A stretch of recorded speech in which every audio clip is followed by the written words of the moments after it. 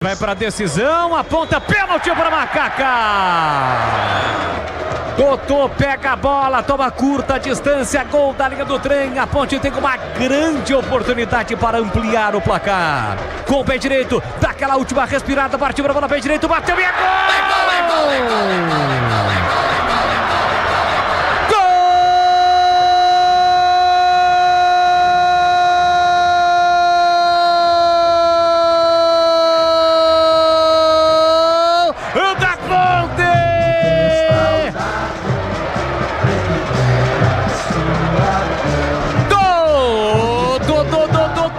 Tem a 7 estampada na camisa.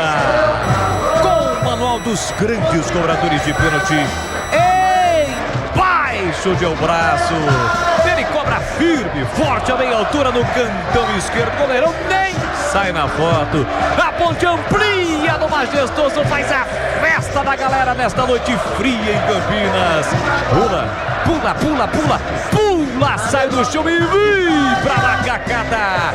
Totô cobrando o pênalti com estilo, com categoria, ampliando o placar pra Macaca, faz a festa da nação ponte-bretana.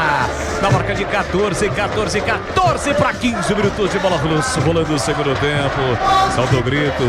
Grita comigo, nação ponte-bretana, de novo, pela terceira vez desta noite de festa. Tá registrado no majestoso Dodô cobrando o pênalti. Ponte 1, Ponte 2, Ponte 3, 0 pro Ceará. Richard, pela terceira vez no jogo, não chora, não goleiro, a bola dorme no fundo da sua rede. E o detalhe do gol, pênalti de manual, de almanaque, Vladimir Catarino. Qualidade, né? E tranquilidade também do Dodô na batida.